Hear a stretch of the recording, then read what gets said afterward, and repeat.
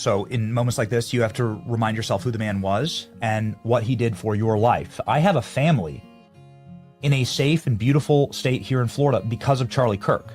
I am no longer an alcoholic because of Charlie Kirk.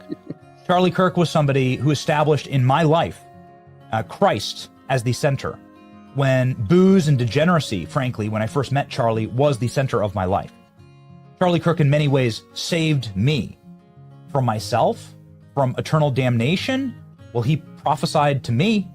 He was a man who spoke into my life, and when my family, there was a hail of bullets traveling down our block in Washington, D.C., when fire threatened my children's lives in Washington, D.C., Charlie offered me his home and his personal residence to stay in for as long as we needed to find a safe and secure location. He's the only man who did that. I must now internalize that and ask the Lord, why?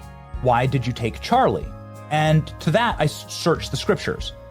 And you can look at the martyrdom of Stephen, a young man who was Charlie's age, and I got chills, and I get chills now thinking about it. I couldn't believe it when I looked it up. Who was murdered in public, stoned, in fact, by the authorities because he was speaking truth that made people uncomfortable. He was speaking the light of Christ when it was illegal, and he was dragged out and killed for it. Upon Stephen's death, there were 200 Christians that were cloistered away and hidden in Jerusalem. They were in fear of their lives. The church was never more fragile.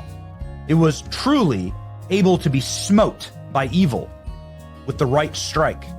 And after Stephen was the single greatest expansion of Christianity in the history of the world.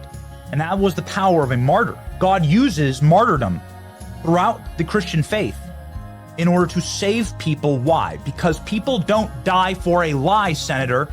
People die for the truth. And when someone is willing to give up their life, when someone's willing to live for the truth, as Charlie did, and then die for the truth, as tends to happen, people stop and pay attention.